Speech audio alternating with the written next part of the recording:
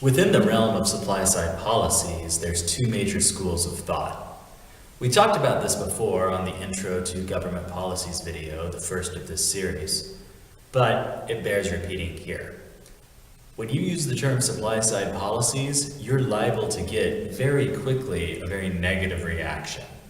Supply-side policies are very closely associated with what we call market-based, or what we now call market-based supply-side policies. We'll talk about those in depth in the next video.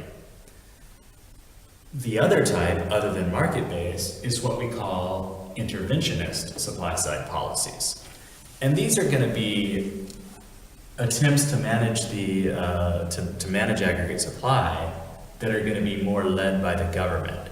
And because they're more led by the government, they tend to be favored more by Keynesian economists. So like we talked about in the last video, it's through using these policies that Keynesians are going to see the ability to create room to grow. Now, it's not that a neoclassical economist wouldn't ascribe to some of these ideas as well, but they're probably more concerned with other things first. So our interventionist supply-side policies can be broken into 4 different categories, mostly in order from most common to least common. The most important of these, I think, I use this term all the time, is policies that seek to improve the level of human capital. When we talk about human capital, it's just an economic term that refers to the amount of productivity that a given individual has. And productivity isn't some sort of vague concept, it's actually something that can be measured and should be looked at when you look at various countries. So it's a measurement essentially that says for each hour of labor, how much value is produced in terms of GDP. So essentially you look at the amount of labor being done in a year and the GDP, and we'll divide the GDP by the amount of hours worked per year, and that gives you that number. So when we look at productivity, obviously the more education and skills I have and the more healthy I am, the more work I can do in a given hour and the more productive I can be. So we break this down into 2 general ideas. One is about basically retraining people, and that's going to be highly connected to the idea of shrinking the NRU, our amounts of structural, frictional, and seasonal unemployment. Remember, just because we define those sorts of unemployment as, acceptable in a certain way in economics, doesn't mean that they're actually an acceptable type of unemployment. Someone who is frictionally unemployed, which is probably the least serious, maybe seasonal, yeah, those people might get a job again in another few months or few weeks or something like that, but still, in the meantime, they don't know that, and they would still like to have more money to spend. In macroeconomic terms, the bottom line is, if that person isn't working, then they are not producing. So for a short amount of time, our aggregate supply is going to be smaller because a person is out of work.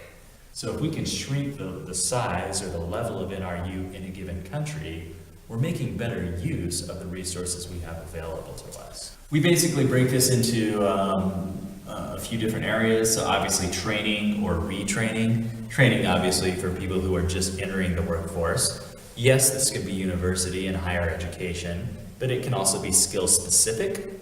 It could be in a certain type of industry. We'll talk about this later on in industrial policy. Maybe the government really wants to focus on improving its ability or the country's ability to produce more higher value added goods. So we can train or retrain people into what we want them to be, or just in general. Relocation, this means getting people to where the jobs are. Oftentimes we find that an economic hub of a country will over time become less and less significant. Oftentimes this is a source of structural unemployment.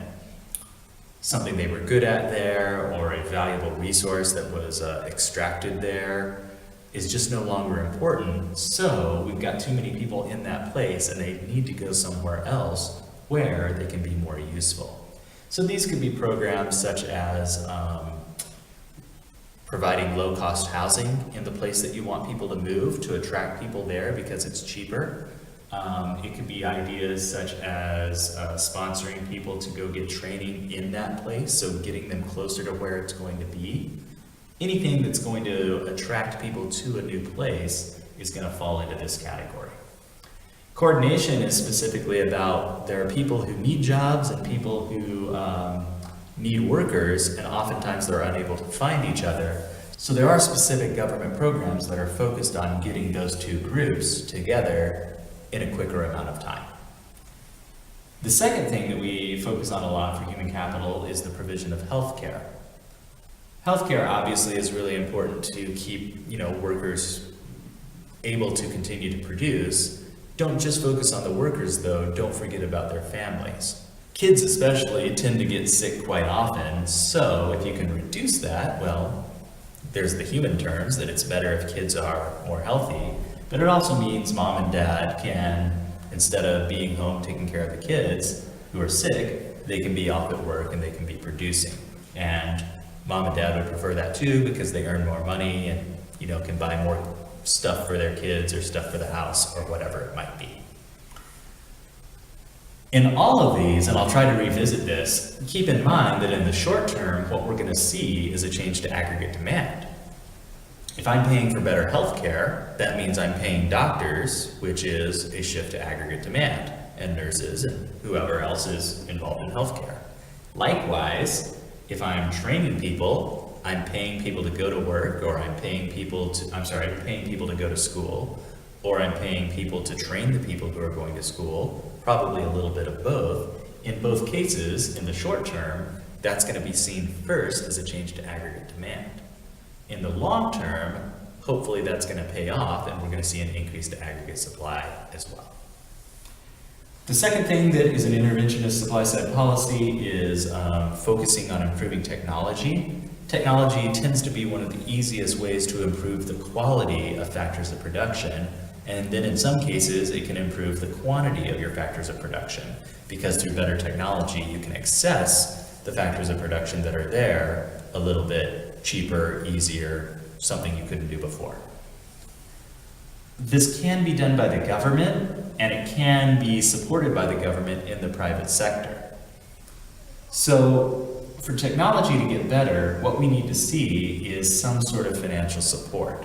So it could be a grant, so the government just gives money to an industry or to an entity. It could be a subsidy, so for every, for example, heater I make that uses less electricity, maybe I get a subsidy from the government. And this I put up here because it is quite common today that you see the government focused on green technology, which is a way of producing the same output, but using less of our scarce resources to do so.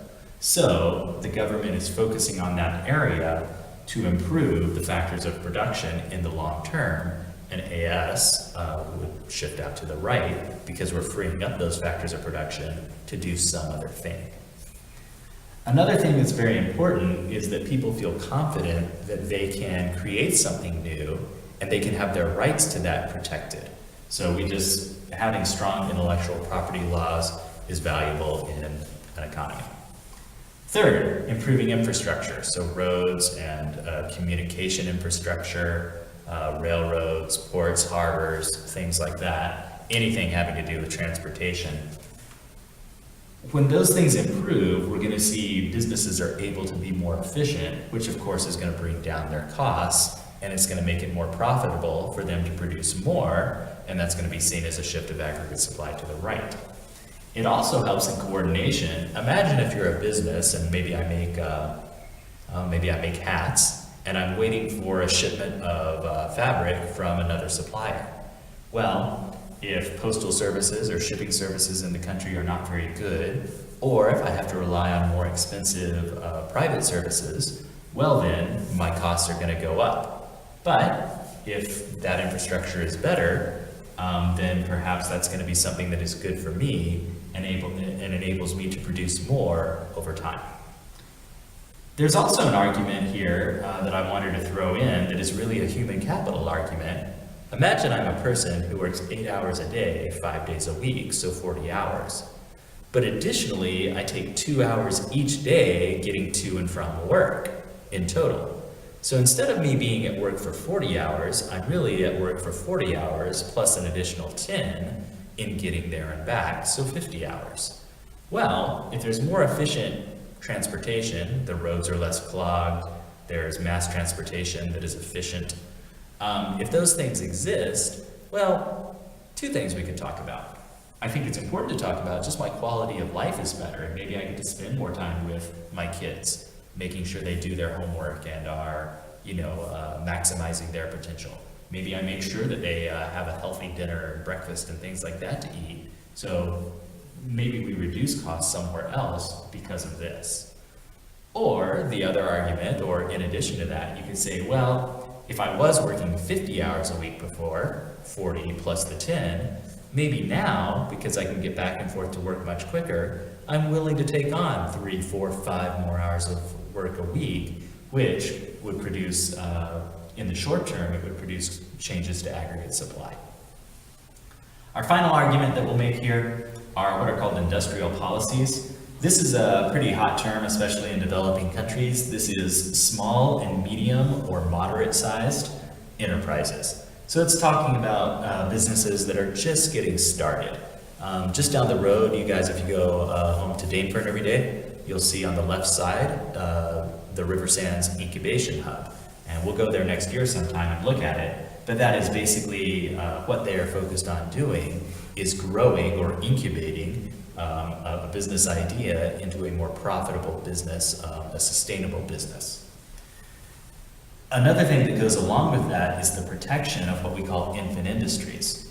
And an infant industry is just what we're talking about. It's something that is, like a newborn, and it's going to grow and grow and grow and become strong over time. But while it's an infant, it's very vulnerable and it needs protection. So many times this means protection from more established industries in other countries. So even though that means protecting business and more of a regulation on trade, which tends to be against our whole supply side idea, in this case it seems appropriate. Next video, we're going to look at market-based supply side policies, and those are going to be much more controversial.